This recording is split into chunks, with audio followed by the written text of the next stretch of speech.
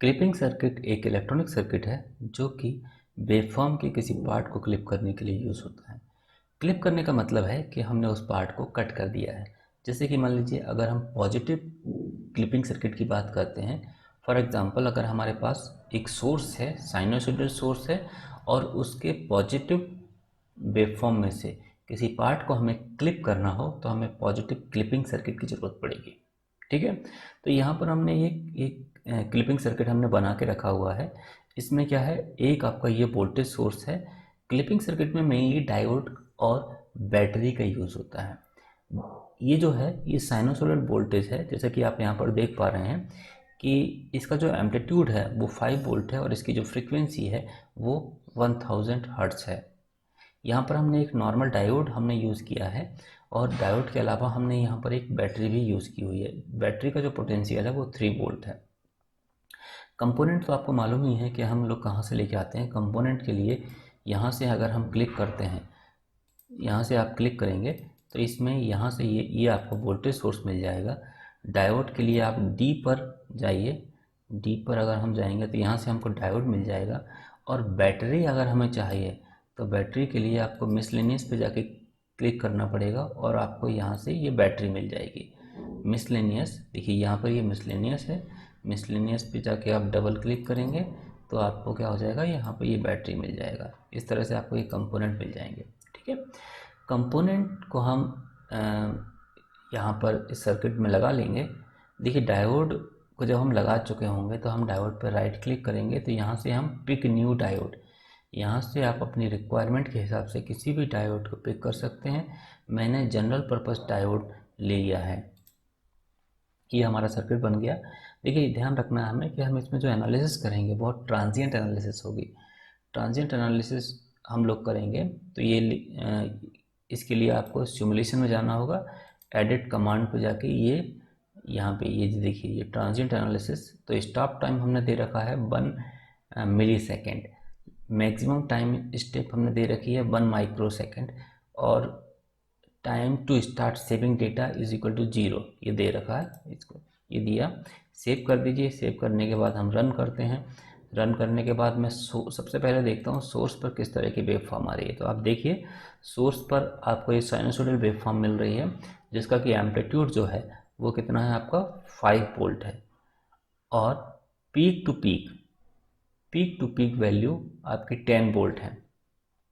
ठीक है। क्लिपिंग जो वेवफॉर्म है वो आपको यहाँ पर मिलेगी। तो यहाँ पर मैं ले जाके इसे क्लिक करता हूँ तो आप यहाँ देखेंगे कि आउटपुट में जो वेवफॉर्म आ रही है, ये आउटपुट में वेवफॉर्म देखिए यहाँ तक तो ये क्या कर रहा है, इनपुट को फॉलो कर रही है। इसके बाद वेवफॉर्म क्लिप हो जा रही है। क्लिप होने के बाद उसके बाद फिर ये इनपुट वेवफॉर्म को फॉलो करने लगती है।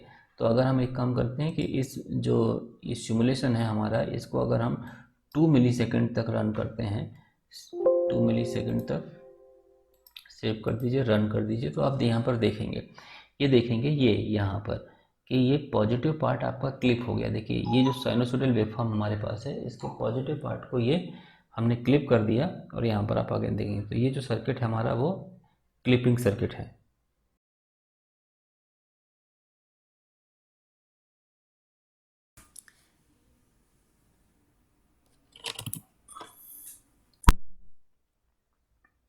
इस ट्यूटोरियल में हम क्लैंपिंग सर्किट के बारे में देखेंगे।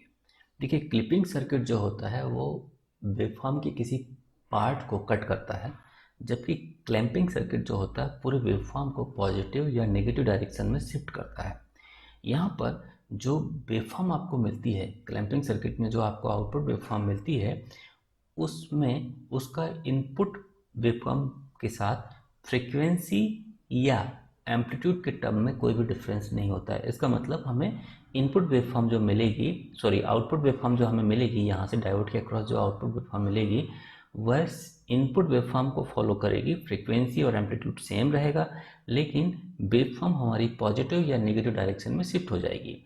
तो इसे बनाने के लिए हमें एक वोल्टेज सोर्स चाहिए। वोल्टेज सोर्स हमने साइनसॉइडल वोल्टेज सोर्स लिया है, बिल्कुल वैसा ही वोल्टेज सोर्स है जैसा कि हमने प्रीवियस एग्जांपल में लिया था। यहाँ पर क्लैंपिंग सर्किट में मेनली कैपेसिटर का यूज़ होता है। इस कैपेसिटर को हम इस वोल्टेज सोर्स की हेल्प से चार्ज करते हैं और इस कैपेसिटर के कारण ही हमारी जो वेवफॉर्म है वो पॉजिटिव या नेगेटिव डायरेक्शन में मूव करती है। यहाँ पर ये मैंने रेजिस्टेंस लगाया हुआ है, ये 1 मेगा ओम का मेरा रेजिस्टेंस है, जबकि कैपेसिटेंस की वैल्यू 1 माइक्रो फैराड है। डायोड जो मैंने लिया है वो जनरल पर्पस डायोड लिया है, और डायोड किस तरह से हम लेते हैं या बाकी कंपोनेंट को हम किस तरह से लाइब्रेरी से लेते हैं ये मैंने आपको इस वीडियो के पहले पार्ट में बता दिया है। देखिए यहाँ पर भी आपको एनालिसिस जो है वो ट्रांजिएंट एनालिसिस ही करनी होगी। क्यों? क्योंकि हमें जो आउटपुट वेवफॉर्म है वो हम टाइम के रिस्पेक्ट में देखेंगे। तो हमने ये सर्किट बना लिया है, इसे हम सेव करते हैं। सेव करने के बाद इसे हम सिमुलेट करते हैं। जब इस वेव ठीक है, तो आप देखिए अगर हम यहाँ पे क्लिक करते हैं, जब हम इस वेवफॉर्म को सिमुलेट करते हैं तो हम यहाँ पर क्लिक करते हैं तो हमें ये इनपुट वेवफॉर्म मिल जाती है। जैसा कि यहाँ पर दिखाया गया है कि इनपुट वेवफॉर्म की वैल्यू जो है वो 1000 हर्ट्ज़ है फ्रीक्वेंसी का वैल्यू, और इसका जो मैग्नीट्यूड है वो 5 वोल्ट है। तो वेवफॉर्म को देख के आप इजीली फाइंड आउट कर सकते हैं। जब मुझे आउटपुट लेना होगा तो मैं आउटपुट यहाँ पर लूँगा। तो आप ये देखेंगे, यहाँ पर आप देखिए कि जो आउटपुट वेवफॉर्म है मेरी, ये आउटपुट वेवफॉर्म जो है वो इनपुट वेवफॉर्म को ही फॉलो कर रही है। एम्पलीट्यूड और फ्रिक्वेंसी में कोई भी डिफरेंस नहीं हुआ है। लेकिन पहले जो हम लोगों को इनपुट वेवफॉर्म की जो मैक्सिमम पॉजिटिव वैल्यू मिल रही थी 5 वोल्ट पे मिल रही थी, अभी इसकी जो मैक्सिमम पॉजिटिव वैल्यू आपको जो मिल रही है वो कितने पे मिल रही है? ये करीब 0.5 मिली वोल्ट पे मिल रही है। इसका मतलब हम ये समझ सकते हैं कि हमारी जो इनपुट वेवफॉर्म है वो नीचे की तरफ शिफ्ट कर गई है। हाँ, कभी कभी हमें वेवफॉर्म का कलर भी चेंज करना होता तो हम यहाँ पे राइट इस पे जाके राइट क्लिक करेंगे तो यहाँ से हम किसी भी कलर की वेवफॉर्म को ले सकते हैं। अपनी रिक्वायरमेंट के हिसाब से आप कलर चूज़ कर सकते हैं। तो इस तरह से हमने इस वीडियो में क्लैंपिंग सर्किट और क्लिपिंग सर्किट दो चीज़ें हमने देखी है।